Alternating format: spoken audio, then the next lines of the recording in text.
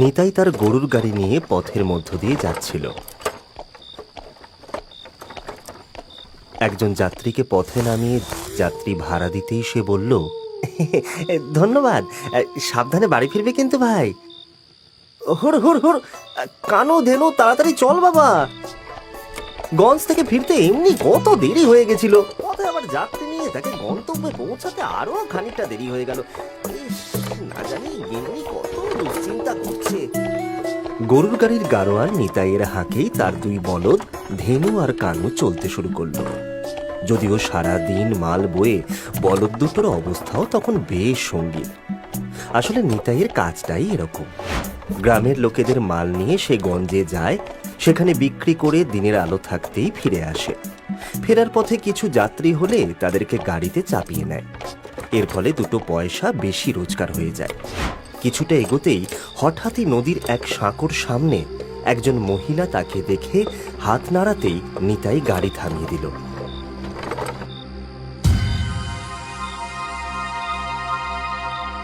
দাঁড়াও, একটু দাঁড়াও, আমাকে একটু পৌঁছে দেবে? তুমি কে গা? এই রাতের বেলা এই নদীর ধারে কি করছো? নদীর ওই পারে আমার বাপের বাড়ি, নৌকো করে এই পারে এসেছি। বাড়ি থেকে বেরোতে খানিক দেরি হয়ে গিয়েছিল। এখন দেখি পথ ঘাট একদম ফাঁকা, একটা গরুর গাড়ি পর্যন্ত নেই। আহা হা, একা মেয়ে মানুষকে অমন রাতের অন্ধকারে তারা ছেড়ে দিলে? তা তুমি কোথায় যাবে গা?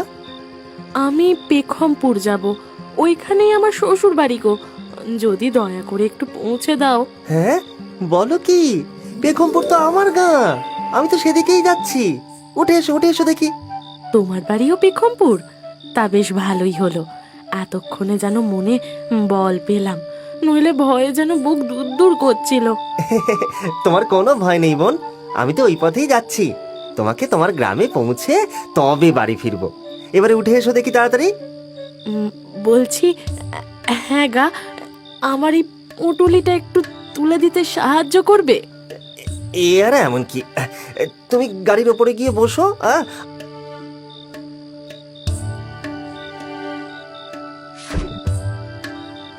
আমি তোমার থলিটাকে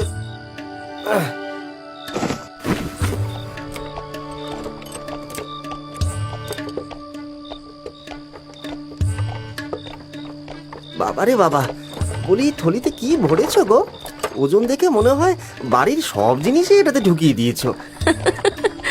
না গো না, আসলে মায়ের বাড়ি গেছিলাম গো, আর মা বাপকে তো জানোই, নিজের শেষ সম্বলটুকু তারা দিয়ে দিলেন। সে যা বলেছ, বাপ মায়ের মতো দুনিয়ায় কেউ হয় না গো। আমার বাপ মা সেই কোন কালে মরেছে, এখনো মনে পড়লে চোখে জল আসে। সেইটাই তো আফসোস গো, মা বাপের বড় আদরের মেয়ে আমি। ছোট থেকেই তারা আমাকে অনেক যত্নে বড় করেছেন। তাই? তোমার আর ভাই বোন নেই বুঝি? না গো দাদা, তাই তো ছোট থেকেই বাবা আমাকে ছেলের মতো মানুষ করেছিলেন, শিখিয়েছিলেন অন্যায়ের প্রতিবাদ করতে।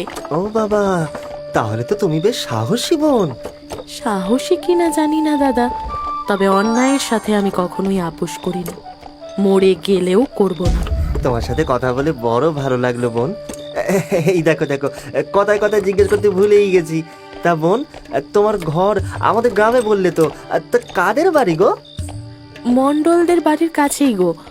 স্বামী আমার শহরে কাজ করে, মাসে 2-3 দিনের জন্য আসে, তাই ভাবলাম বাপের বাড়ি থেকে ঘুরে আসি।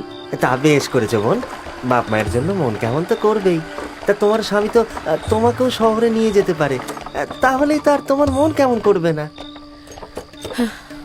সেই কথা ওকে কতবার বলেছি গো দাদা, কিন্তু শহরে অনেক খরচ, 2 পয়সা রোজগার করলে 4 পয়সা খরচ হয়ে যাবে, তাই কবে ও আসবে সেই পথ চেয়ে এখানেই বসে থাকি। তবে তাকে দোষ দেওয়া যায় না, কি আর করবে বলো। তবে রাতের অন্ধকারে এমন করে আর একা এসো না, দিনকাল ভালো নয়। সে তো বটেই দাদা, দিনকাল বেজায় খারাপ।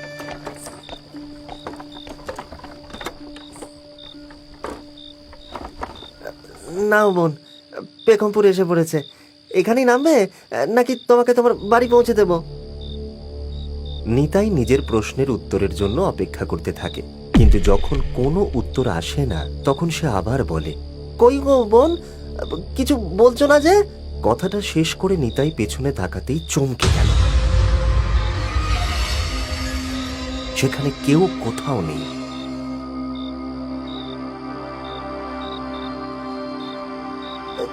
কি হলো? মেয়েটা পথে কোথাও নেমে গেল নাকি? এই তো পেছনে বসে কথা বলছিল, পথে পড়ে গেল না তো? কিরে নিতাই, কি হয়েছে? অমন করে কি ঘুরছিস? আর বলো না দাদা, আমার গরুর গাড়িতে একটা মহিলা যাত্রী আসছিল, বলল ওর বাড়ি নাকি পেখমপুর গ্রামে। এখানে আসতেই যখন বললাম গ্রাম এসে গেছে, নেমে পড়ো, পেছনে তাকিয়ে দেখি সে নেই। নেই মানে? কোথায় গেল? পথে কোথাও নেমে যায়নি তো, সেটাই তো ভাবছি। তাহলে তো আমাদের চোখে পড়তো। আমরা তো কিছুক্ষণ আগে থেকেই তোর গাড়ির পেছন পেছন আসছি। তাহলে সে গেল কোথায়?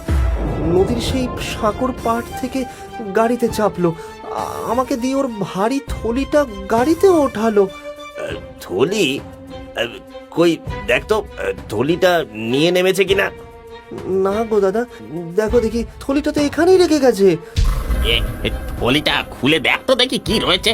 হ্যাঁ, দামি জিনিস থাকলে সে কি আর রেখে যেত? অন্য লোকগুলোর কথা শুনে নিতাই এগিয়ে গিয়ে থলিটা খুলতেই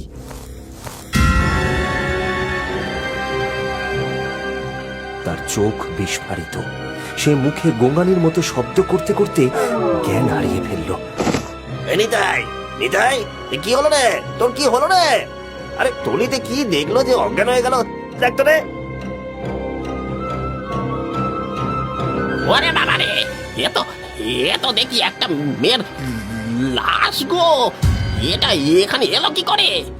ওরে, এটা তো আমাদের গ্রামের বীরেনের বউ রে। আজকে সকাল থেকে তো বউটাকে খুঁজে পাওয়া যাচ্ছিল না। আরে এত আমার বউ বলছিল সে তো নাকি কার সাথে পালিয়েছে। তবে কি? তার মানে এ নিশ্চয়ই এই নিতাইয়ের কাজ দাদা।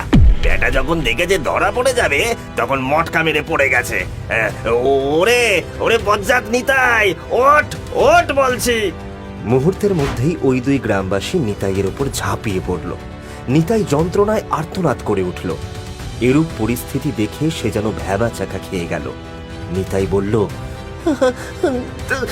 তোমরা আমাকে এইভাবে মারছো কেন? আমি কি করেছি? এটা আরামজাদা নিজে অপরাধ করে আবার সাধু সাদা হচ্ছে। হ্যাঁ, বল, বীরেনের বউয়ের সাথে কি করেছিস বল। বীরেনের বউ? কে বীরেনের বউ?